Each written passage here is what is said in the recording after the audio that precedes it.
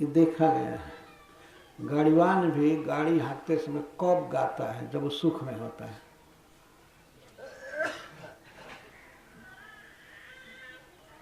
जाता पिसते समय या ढेंकी चलाते समय पहले की स्त्रियां गाने लगती थी, तो गान दुख में नहीं होता है, सुख में होता है। काम हो रहा है, आनंद आता है तो गाने लगती थी। ऐसे व्यक्ति को अपने काम में रहे, लेकिन काम के समय भी भगवान की भक्ति करे, भजन गावे, यही जीवन है। लेकिन अब के काम में क्या वो गाएगा?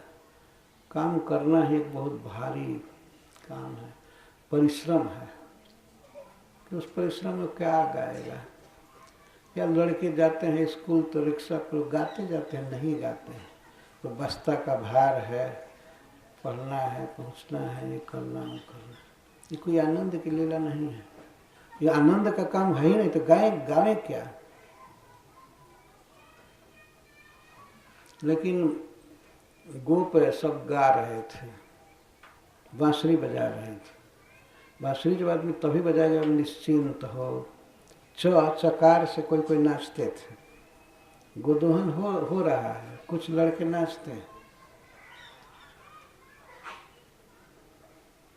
चकार से बताया, और भी बाजे बजाए जाते थे जो उनके स्वभाव के अनुसार बाजे सुलभ होते थे। गांव के ही स्वर निर्मित ऐसे बाजों को बजाया करते थे और गाते रहते थे। इससे गोदोहन का जो शब्द है खिड़क, वहाँ पर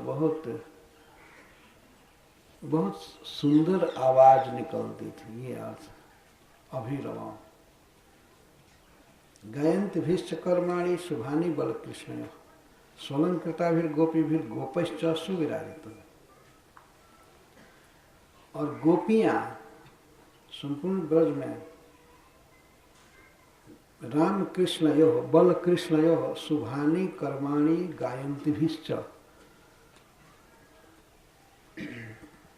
श्री बलराम और श्री कृष्ण के शुभानि कर्माणि गायन्ति भीश्च, परम पवित्र परम शुभ लीलाओं को गा रही थी। तो उन शब्दों से यह ब्रज विराजित था। गायंत भीश्च, ये ऊपर से इसका अन्वय है कि गायंत भीश्च गोपी भी, गोपियों के गान से वह ब्रज अभिरवम हो रहा था, अत्यंत रमणीय था। स्त्रियों का स्वभाव होता है गाना, तो स्त्रियां गाती रहती थी। और कैसी स्त्रियां? यहाँ पर विशेष बात पर ध्यान देना चाहिए। स्वलंकृता भी गोपी भी गोपश्च, स्वलंकृत अत्यंत सुंदर श्रृंगार की हुई गोपियां गा रही थी भगवान कृष्ण और बलराम की लीला को। यह बल कृष्ण और बलराम की लीला, अर्थात कृष्ण की लीला, जिन लीलाओं में श्री बलराम जी साथ में थे, गोचारण की लीला विशेषकर, और भी माखन चोरी आदि की लीला, ये सब गाती रहती थी। गायंती भीश्च, गाने वाली गोपियों के द्वारा सुविराजितम। और गोपश्च, गोप भी गा रहे थे और गोपियां भी गा रहे थे अपने अपने दल में। इससे वह ब्रज सुविराजित था। ये ब्रज की शोभा है। क्या गाया जा रहा था? बल कृष्णयोः बलराम कृष्णयोः शुभानि कर्माणि। कृष्ण और बलराम के अत्यंत सुंदर लीलाओं को कर्म को गा रहे थे। सजी हुई गोपियां, अलंकृत गोपियां और अलंकृत गोप, इनके द्वारा सुविराजित। और घर घर में, सभी घरों में अग्न्य का तिथि गो विप्र पितृ देवार्चनान्वित है। अग्नि देवता, सूर्य देवता, अतिथि, गो, गाय, ब्राह्मण, पितरगण और देवगण, इनकी पूजा से युक्त घर था।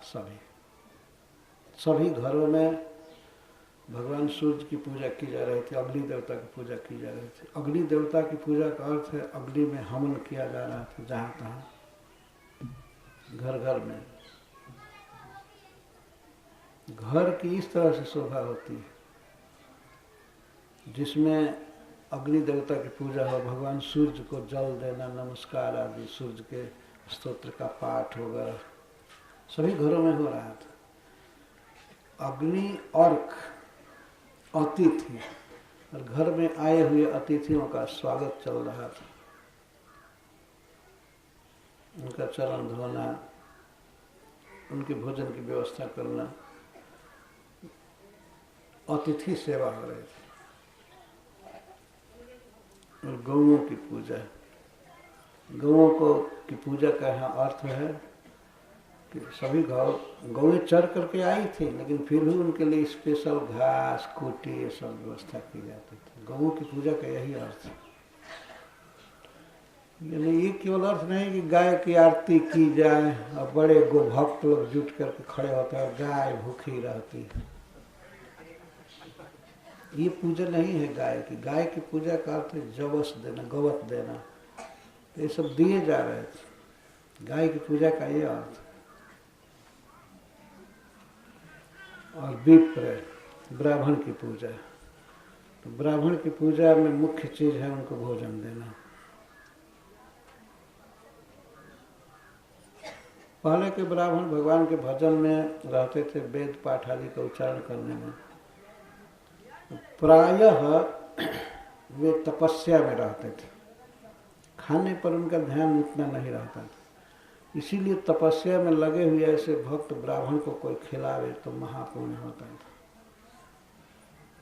जब वर्णन मिलता है तो इतने ब्राह्मण भोजन कर रहे थे। ये अर्थ नहीं है कि खा खा करके मर रहे थे।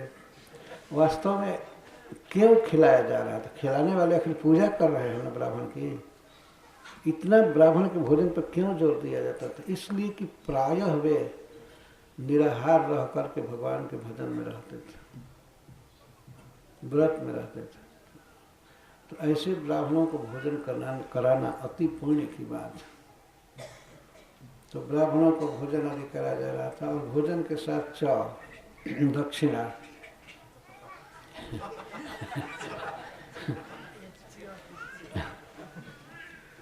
च का अर्थ होता है और माने दक्षिणा, और क्या है?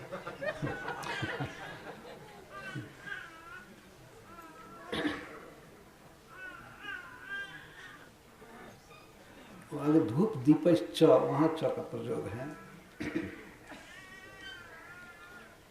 तो इस तरह से घर घर में भगवान अग्नि देवता, सूर्य देवता और अतिथि देवता, गौ, ब्राह्मण, पितृ और देवता, पितरों का अर्चन हो रहा है। वे भी अपेक्षा रखते हैं कि हमारे वंश में जन्मा हुआ व्यक्ति हमारी कुछ सेवा करेगा। पितरों के निमित्त से कुछ चीज कराया जा रहा था, से पूजा पाठ जो भी है, देवताओं की स्तुति इत्यादि। देखिए श्लोक सामने है। पितर और देवता की पूजा घर घर में हो रही थी। आजकल के लोग तो इतने अनन्य हो गए कि हम कृष्ण को जानते हैं और कोई किसी की नहीं करते। देखिए, पढ़िए, ब्रजवासी सभी भगवान सूर्य की, अग्नि देवता की, गाय की, ब्राह्मण की, पितर की और देवता की पूजा कर रहे हैं। अब इससे ज्यादा प्रमाण क्या दिया जा सकता है? नहीं शक्ति है कुछ करने की, तब तो महा अनन्य, उस पर भी ब्रह्मनिष्ठ हो गए। ध्यान के अलावा कुछ करना ही नहीं। ये सब बहाना है। वास्तव जीवन में जो करना जरूरी है वो करना चाहिए।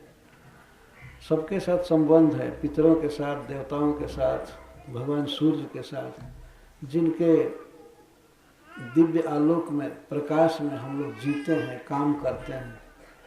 हमारा प्रत्येक दिन प्रारंभ होता है भगवान सूर्य के प्रकाश में। ये हमारे कर्मों के एक साक्षी भी हैं। कितना उपकारी है सूर्य, इस पर आदमी को विचार करना चाहिए। ऐसे सूर्य को नमस्कार करना भी आदमी के लिए भार लगता है। पूजा क्या करेगा, तो दीपक क्या दिखाएगा भगवान सूर्य को, या और पूजा, केवल प्रणाम करना भी भार लगता है। सूर्य को अवश्य नमस्कार करना चाहिए। इस नमस्कार से अपना ऋण तो चुकता ही है, फायदा भी होता है, आँख की ज्योति बढ़ती है, व्यक्ति स्वस्थ रहता है, निरोग रहता है। सूर्य के द्वारा ही ये त्रिसंध्या का विभाजन है। सवेरे जब सूर्य उगते हैं और सायं जब डूबते हैं और मध्य दिवस जब आकाश में ऊपर रहते हैं, तो त्रिसंध्या कहते हैं। वही हमारे जीवन की अवधि को नापने वाले भी हैं कि कितना जिए, इतना दिन जिए, इतना वर्ष, इतना महीना, इसके बाद समाप्त हो जाता है। उनसे सबका संबंध है। कौन ऐसा व्यक्ति है जिसका संबंध सूर्य से नहीं है? लेकिन ऐसे सूर्य की पूजा लोग नहीं करते हैं, करनी चाहिए। हमारे यहाँ बिहार में सूर्य की पूजा का एक दिन है बहुत विशाल, जिसे छठ कहा जाता है। तो प्रायः स्त्रियां उस पूजा को करती हैं, और बिहार के लोग जहाँ भी हैं और यूपी के, वे करते हैं। ऐसा नहीं केवल बिहार में ही भगवान सूर्य प्रकाश देते हैं, सब जगह देते हैं। लेकिन जो प्रकट देवता हैं इनकी पूजा न करके जो छिपे हुए देवता हैं उनकी पूजा करते हैं।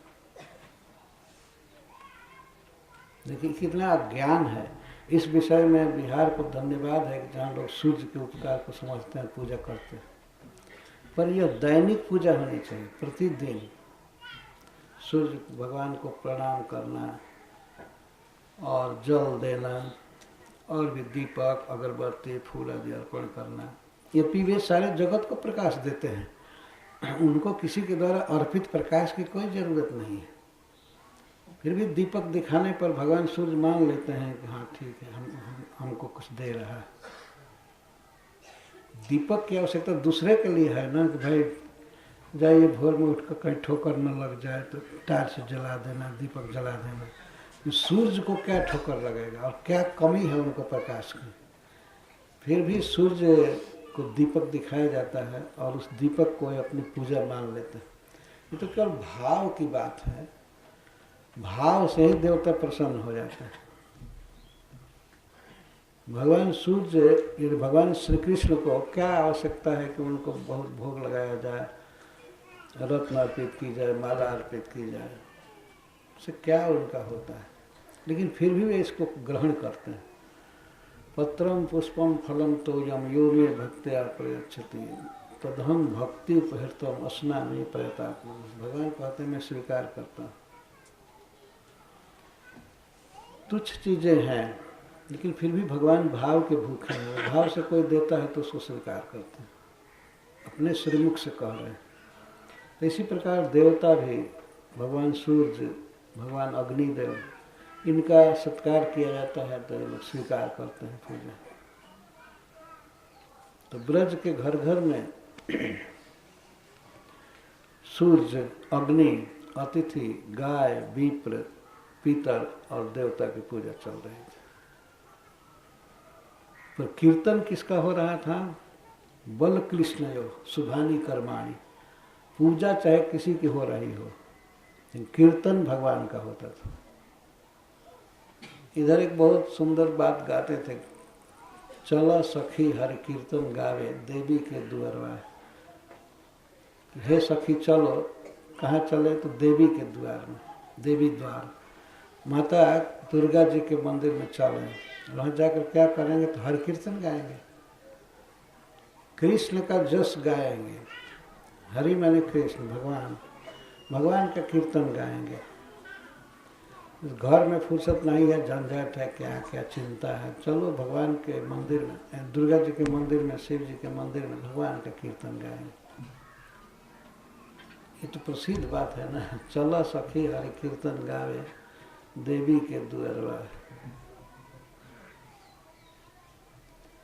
यह नहीं कि देवी के दरबार में गए, दुर्गा जी के मंदिर में रात भर जागरण करके हाय हुई ये गाते रहे, ये ठीक नहीं है। कीर्तन गाना चाहिए। देवी जागरण करे देवी के मंदिर में, लेकिन पूरा रात भगवान का कीर्तन गाना चाहिए। यही जीव का स्वभाव है। यहाँ भी आप देख रहे हैं लोग कई देवता आदि की पूजा कर रहे हैं, लेकिन गायंत भीष्ट कर्माणि शुभानि बल कृष्ण, गाने में स्त्रियों का स्थान है, लेकिन इसके साथ साथ पुरुष भी गाते हैं, जहाँ हैं वहाँ गा ही रहे हैं, ये अर्थ है। विशेष स्वर है श्री गोपी जनों का, वे गाती। धूप दीपैश्च माल्यैश्च गोपावासैर मनोरमम्। ब्रजमंडल और भी अधिक सुंदर लग रहा है। गोप गोपी आदि तो हैं ही, गा रहे हैं भगवान की लीला, और घर घर में धूप और दीप जले। धूप का अर्थ है धुआं पैदा किया जा रहा है। अगरबत्ती आदि जलाई गई, फर्स्ट क्लास का अगरू जलाए गए हैं, धुएं निकल रहे हैं, सुगंधित धुआं। और दीपश्च, घर घर में देहली पर सर्वत्र दीपक जले। माल्यैश्च, और फूल बिखेरे गए हैं, मालाएं लगाई गई हैं तोरण पर, बंधनवार आदि सब। गोपावासैर मनोरमा, इस प्रकार से गोपों के घर से ब्रजमंडल बहुत सुंदर लग रहा है, और ब्रज बहुत सुंदर लग रहा है। नंदगाम मनोरमम, मनोरमम का अर्थ होता है कि जत्र मनः रमति, जहाँ मन रम जाए, मन को आनंद दे, वो है मनोरम। मन को रमा देने वाला है ब्रज। खास करके उसमें गोपों के जो आवास हैं बड़े सुंदर हैं, और वहाँ धूप दीप माल्य आदि सजाए गए। सर्वतः पुष्पित वनम, सर्वतः पुष्पित वनम, और ब्रज में जो भी वन है, जो भी वृक्षावली है, सब पुष्प से भरे हुए हैं। सर्वतः पुष्पित वनम, सब जगह फूल ही फूल हैं। और इसके द्वारा अपने आप समझ लेना चाहिए फलम च, फल, फूल और फल से लदा हुआ है ब्रज। द्विजाल्य कुल नादितम, और वृक्ष कैसे हैं, पेड़ पौधे सब कैसे हैं, उस पर पक्षी, भंवरे आदि, पक्षी और भंवरों के समूह का नाद हो रहा है। सब अपने अपने स्वर में गा रहे हैं। यह निश्चित है कि सभी श्री कृष्ण की लीला को ही गाते हैं, चाहे कोयल हो या मयूर हो, कोई भी पक्षी गा रहे हैं। और द्विज भंवरे, तो भगवान कृष्ण की लीला को ही गा रहे हैं अपने शब्दों में। जैसे यहाँ कोई संस्कृत में भगवान का गुण गाने लगे, तो संस्कृत जो नहीं जानता है वो नहीं समझेगा कि क्या गाया जा रहा है। इसलिए हम लोग नहीं समझ पाते हैं कि पक्षी कौन सी भाषा में भगवान का जस गा रहा है, भंवरा कैसे भगवान का जस गा रहा है, लेकिन वो जस गाते हैं। इसको भागवत में कहा गया है 15वें अध्याय में। भगवान स्वयं अपने श्रीमुख से बलराम जी से कहे हैं कि भंवरे आपको छिपा हुआ देखकर भी पहचान गए हैं, और आपका संग नहीं छोड़ते हैं, आपकी बनमाला पर बैठते हैं और आपके साथ चलते हैं। प्रायो अमी मुनिगणा भवदीय मुख्य, ये आपके पार्षदों में सबसे श्रेष्ठ पार्षद हैं, और भंवरा बन करके आपका संग कर रहे हैं, आपके साथ चल रहे हैं, आपका जस गाते हुए। अनुपदम, प्रत्येक क्षण आपका संग करते हैं, चलते हैं साथ। तो सर्वतः पुष्पित वनम द्विजाल कुल नादितम, भंवरों और पक्षियों के स्वर से नादित है, ये वन का वर्णन है। नादित होने से ही केवल अच्छा नहीं है, नादित का अर्थ है कि ब्रह्म शब्द, चिन्मय शब्द भगवान के कीर्तन से, जस गान से मुखरित है।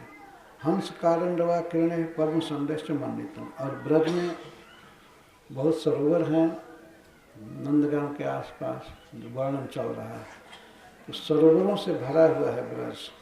और सरोवर कैसे हैं, कमलों के समूह से भरे हुए हैं। पद्म संदेश मंडितम, पद्म संदेह, कमल के फूल तो हैं ही, संड कहते हैं कमल के नाल को। सरोवरों में कमल गह गह खिले हुए हैं, कमलों से भरे हुए हैं, और उन सरोवरों में जलचर जो जल विहारी पक्षी हैं वे कूक रहे हैं। हंस, कारंडव, आकिल, हंस और कारंडव जल में ही रहते हैं पक्षी, जल में तैरते हैं, डूबते हैं और कमल के फूल पर बैठते हैं। ये हंस और कारंडव आदि पक्षी भरे पड़े हैं, गाते रहते हैं सरोवरों के किनारे, सरोवरों में, और कमल भरे हुए हैं। इस तरह से ये ब्रज का वर्णन किया गया है। थोड़े में श्रील सुखदेव गोस्वामी बहुत सुंदर वर्णन किया। सुविराजितम, मंडितम, अभिरमम,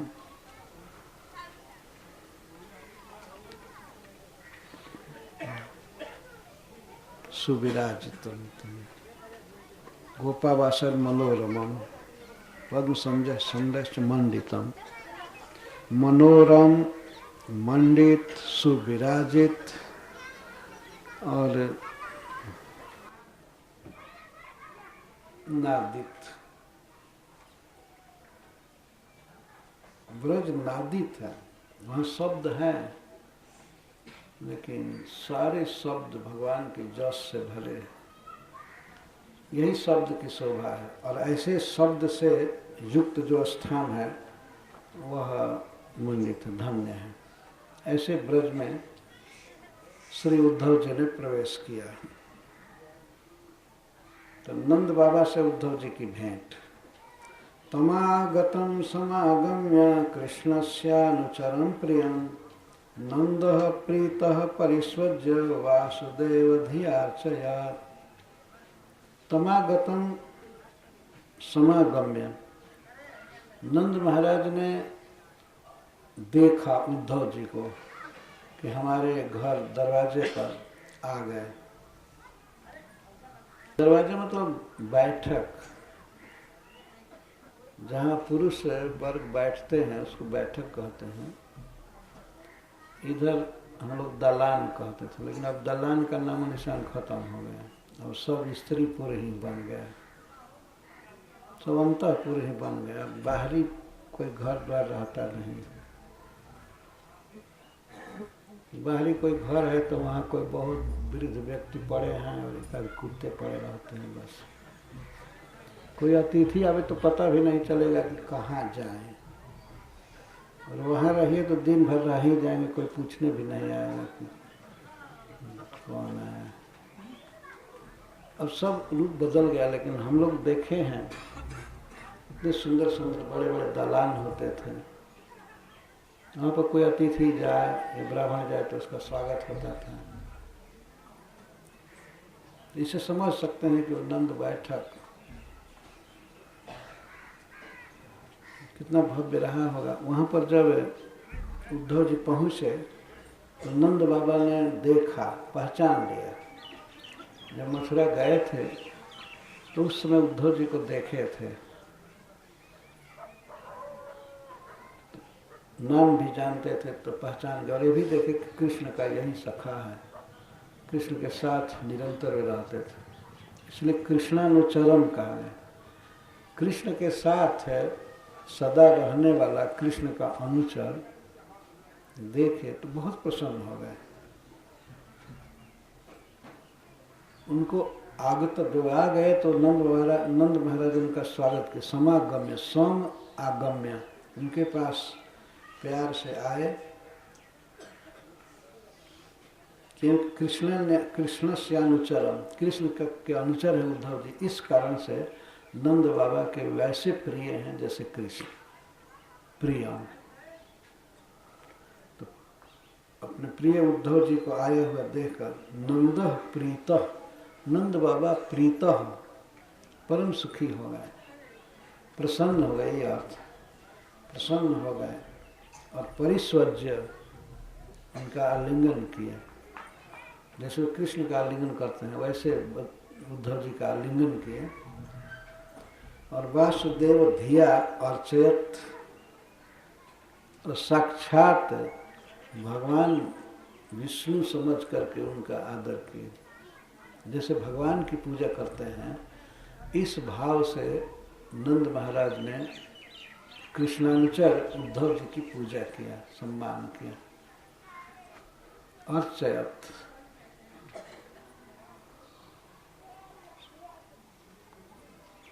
बहुत आदर किया, कुशल समाचार आदि पूछा, सब तरह से बहुत प्रसन्न हुए नंद बाबा। जबकि नंद बाबा कृष्ण के विरह में दग्ध थे, दुखी थे, लेकिन उद्धव जी को आया हुआ जानकर बहुत, देख करके बहुत प्रसन्न हुए।